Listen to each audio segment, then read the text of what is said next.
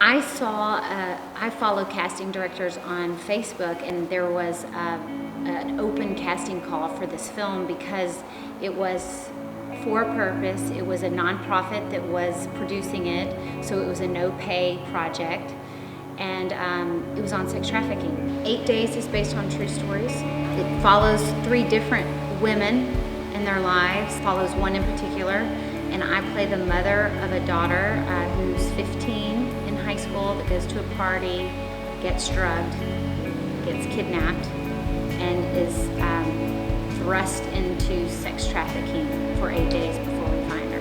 There is a major attack on college campuses across the U.S., particularly on girls, young women, okay, but also on men. There's a huge thing happening in the U.S. where those lines are blurred. So watch the film. Understand that every single thing you see in this movie is real, not fiction. I actually auditioned for a day player. That's a role that maybe has 5 lines or less, 5 words or less. You're only there for a day. And I got a call back for this day player role. And so I was supposed to be in Dallas to go audition the next day. Not that night at 3:30 in the morning. This is the truth. I woke up to an audible voice from God. It was like through my marrow. In fact, it was so loud that I thought my husband said it. And I looked at him and he was sound asleep. And the role was audition for the mom. And I actually thought, what mom? What mom role? Because in the casting they were calling for mid-40s, blonde, petite woman.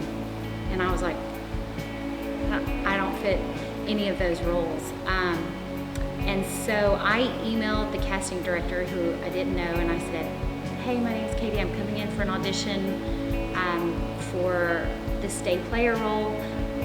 I would like to audition for the mom as well. Could you please send the sides? And I just thought, why not? And that morning at 7 a.m. she had the audition sides. And so when I went in to audition, audition for the mom. You know, when you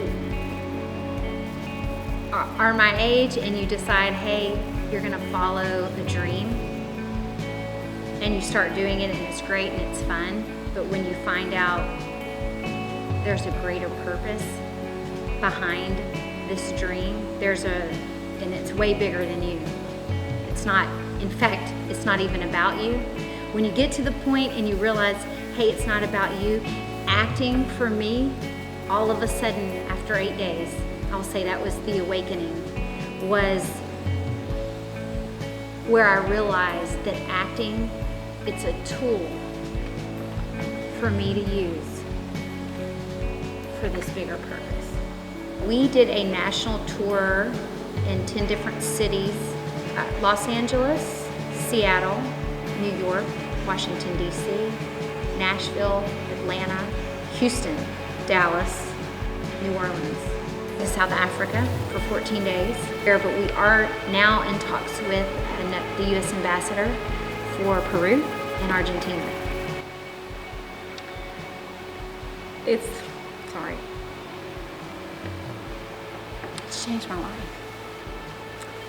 The best way that I can say is I was asleep and now I'm awake. I was asleep to sex trafficking, kind of living in the world of soccer mom, you know, in the hustle and bustle of your everyday life with your kids and not noticing what was around. And all of a sudden I became aware and I started noticing. You know, I think one thing that we need to keep in mind, many cases that we see here in our neighborhood, in our community, unfortunately these victims do not have caring parents going out looking for them.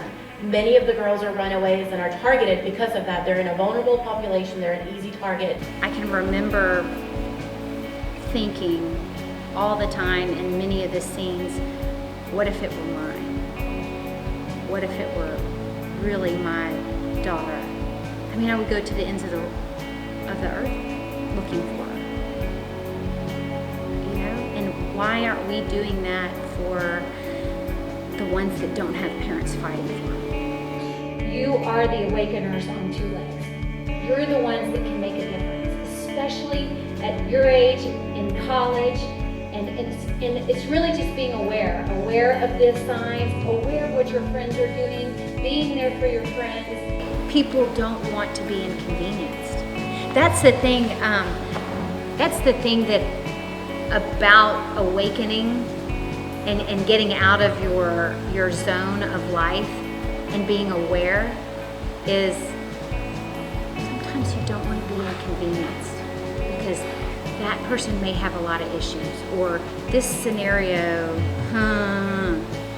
but I'm saying we as a community, as people, should ask to be inconvenienced because people are worth it. One life is worth it. One of the most inspiring places was we actually showed the film to at-risk youth, about 60 at-risk youth. And in the middle of the film, a 15-year-old girl walked up to me, tears in her eyes, and she says, right there, right at the film screening, and says, I've had so many men that I just feel worthless. I often want to commit suicide. 15 right here in our community. She wasn't aware that it was an issue. Hers was, I've grown up this way. This is survival. I get food. I get shelter.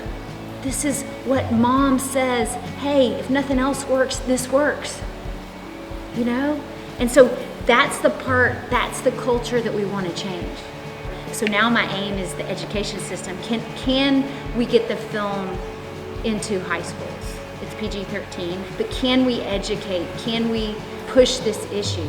Because 1 in 4 of our youth are sexually exploited. Some way, somehow. I would say it's time for us to not pass the baton of responsibility on to the next generation or someone else. It's time for us to say, we're not going to have this happen in our city. We're not going to have it happen in our schools. We're not going to have it happen in our state. We're going to be the ones that you come to and say, how did you eradicate sex trafficking and sexual abuse in our city? And we're going to say, we did it because all of us said we're not going to have this. We're going to stop it. And so if we all make a stand in our lives to do something about it and become aware, we can end this. And I really believe that.